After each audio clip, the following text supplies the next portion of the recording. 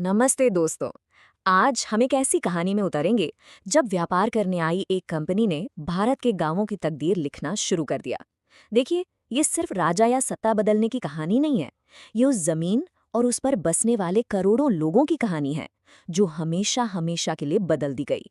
तो सबसे बड़ा सवाल तो यही है ना कि भाई एक कंपनी जो यहाँ मसाले और कपड़े खरीदने आई थी, वो देखते ही देखते पूरे हिंदुस्तान की शासक कैसे बन बैठी। और मजे की बात ये है कि इसका जवाब आपको किसी आलीशान महल में नहीं, बल्कि भारत के खेतों और गांवों की मिट्टी में मिलेगा, जहां से इस पूरे खेल की शुरुआत हुई। तो चलिए कहानी की सबसे बड़े टर्निंग पॉइंट पर आते हैं। ये वो लम्हा था जब कंपनी को दीवानी मिली। आप इसे ऐसे समझिए कि ये वो पल था जब एक व्यापारी के हाथ में कलम के साथ साथ तलवार और तिजोरी की चाबी दोनों एक साथ आ गए।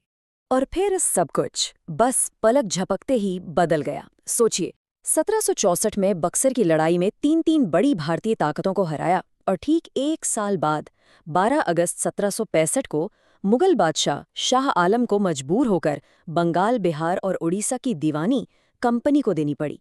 और इसका असर तो तुरंत दिखा। कंपनी का पूरा बिजनेस मॉडल ही बदल गया। अब सीन ये था कि भारत से सामान खरीदने के लिए ब्रिटेन से सोना चांदी लाने की जरूरत ही खत्म हो गई। तो आप सोच रहे होंगे कि ये दीवानी आखिर है क्या वाला। बहुत सिंपल है। ये था टैक्स यानी राजस्व वसूलने का कानूनी अधिकार और साथ ही उस पूरे इलाके के आर्थिक मामलों को कंट्रोल करने की जिम्मेदारी। मतलब रातों रात एक ट्रेडिंग कंपनी उस पूरे विशाल क्षेत्र की सबसे बड़ी फाइनेंशियल पावर बन गई। इस पूरी व्यवस्था की हकीकत कंपनी के ही एक अफसर जॉन सुलिवन के शब्दों में सुनिए। उन्होंने कहा, हमारी व्यवस्था एक ऐसे स्पंज की तरह काम करती है जो गंगा के किनारों से हर अच्छी चीज सोख लेती है और टेम्स के किनारों पर निचोड़ देती है। मतलब साफ था, ये एक तरफा लूट थी।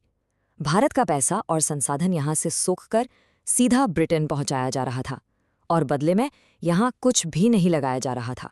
अच्छा, दीवानी तो मिल गई, पर अब कंपनी के सामने एक नई प्रॉब्लम खड़ी थी।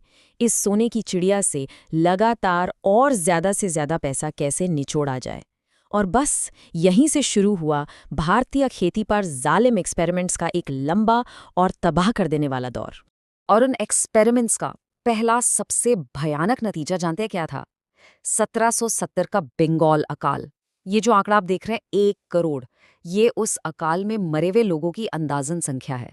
और ये सिर्फ कोई सूखा नहीं था, नहीं, ये कंपनी की बेरहम टैक्स पॉलिसीज का सीधा सीधा नतीजा था, जिसने लाखों किसानों को भूखा मरने पर मजबूर कर दिया और गांव की अर्थव्यवस्था को पूरी तरह बर्बाद कर दिया।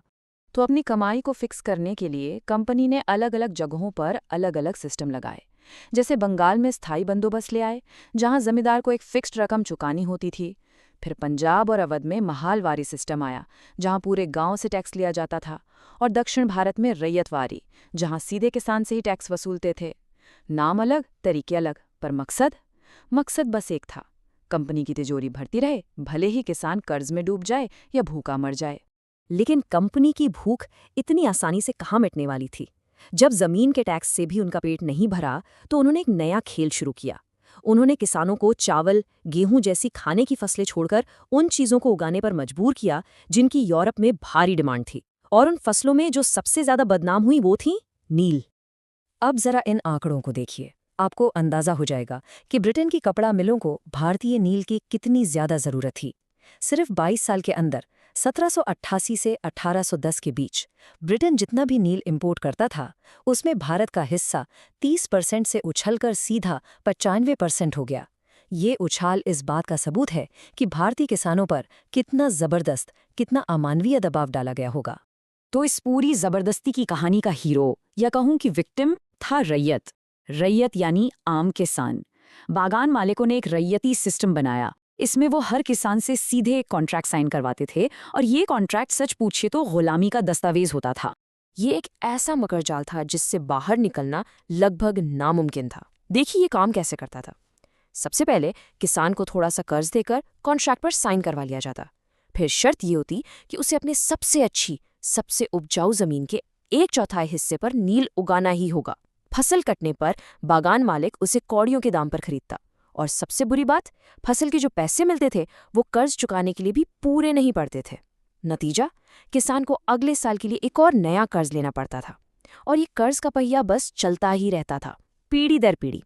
कहते हैं ना, जुल्म जब हद से बढ़ जाता है तो बगावत होती है, और यहाँ भी ठीक यही हुआ।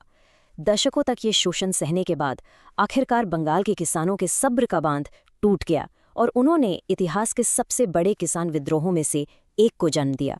लेकिन सवाल ये है कि इन दबे कुचले किसानों में अचानक इतनी हिम्मत आई कहाँ से? ये हिम्मत उन्हें मिली थी 1857 की महान क्रांति से, जब उन्होंने देखा कि सिपाही और राजा महाराजा इतनी ताकतवर ब्रिटिश हुकूमत को टक्कर दे सकते हैं, तो उन्हें भी लगा कि हाँ, हम भी अपनी लड़ाई लड़ सकते हैं और जीत भी सकते हैं। और उन्होंने जो लड़ाई लड़ी वो सच में असाधारण थी। हजारों लाखों किसानों ने कसम खा ली कि वो अब नील नहीं उगाएंगे। उन्होंने बागान मालिकों को लगान देना बंद कर दिया, उनका हुक्का पानी बंद कर दिया, मतलब पूरा सोशल बॉयकॉट। और तो और उनके एजेंट, जिन्हें गुमाश्ता कहते थे और जो बड़ी क्रूरता से वसूली करते थे, उन पर हमले भी किए गए। अच्छी बात यह थी कि इस लड़ाई में उन्हें कुछ जमींदारों और गांव के मुखियाओं का भी साथ मिला। और जानते हैं इसका नतीजा क्या हुआ? यकीन मानिए, ये विद्रोह कामयाब हुआ। जी हाँ, किसानों की एकता के आगे आखिरकार सरकार को झुकना पड़ा। एक जांच कमीशन बिठाया गया जिसने बागान मालिकों को ही दोषी पाया। नतीजा ये हुआ कि बंगाल में नील की खेती ही बंद हो गई। ये आम किसानों की एक बहुत बहुत बड़ी जीत थी। लेकिन कहानी यहाँ खत्म नहीं होती। शोषण का ये जहरीला पौधा बंगाल से तो उखाड़ गया, पर उसे जाकर बिहार में लगा दिया गया, और इसी ने आगे चलकर भारत की आज़ादी की लड़ाई में एक बिल्कुल नए चैप्टर की शुरुआत की। तो बंगाल से भागने के बाद ये बागान मालिक पहुंचे बिहार के चंपारण, और वहां भी उन्होंने वही जुल्म का सिस्टम लागू कर दिया।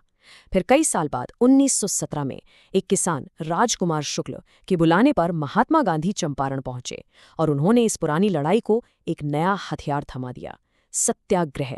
और ये चंपारण सत्याग्रह ही भारत में गांधी जी का पहला बड़ा और कामयाब आंदोलन बना, जिसने न सिर्फ उन किसानों को आज़ादी दिलाई, बल्कि पूरे देश को अन्याय से लड़ने का एक नया रास्ता दिखाया। तो ये पूरी कहानी हमें एक बहुत ही ज़रूरी सवाल पर लाके छोड़ देती है कि जब आर्थिक शोषण यानी इकोनॉमिक एक्सप्लॉयटेशन हदें पार कर दे, तो एक आम इंसान की आवाज़ में, खासकर जब वो आवाज़ें मिल जाएं, तो उनमें वाकई कितनी ताकत होती है। इस पर सोचिएगा ज़रूर।